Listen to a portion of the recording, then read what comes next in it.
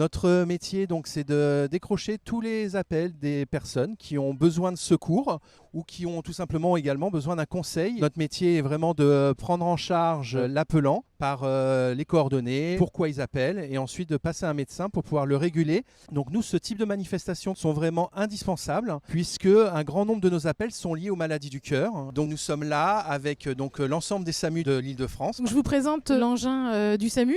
C'est une UMH, une unité mobile hospitalière. Vous avez 3 professionnels de santé, un ambulancier, un médecin urgentiste, un infirmier ou un infirmier anesthésiste. Pour résumer, c'est l'hôpital qui se déplace soit à domicile, soit sur la voie publique, avec tout le matériel d'urgence et de réanimation pour intervenir sur un ou plusieurs patients. On a à bord tout un tas de matériel qui permettent de prendre en charge des victimes graves ou moins graves. Ici, vous avez un modèle d'ambulance qui vient juste d'arriver. On a un brancard électrique de dernière génération. Il est important de montrer à la population les moyens qui sont engagés lorsqu'on appelle les secours. Je fais partie de l'unité moto SAMU de la PHP. Elle est déclenchée lors de DPS, ce sont les dispositifs préventifs de secours.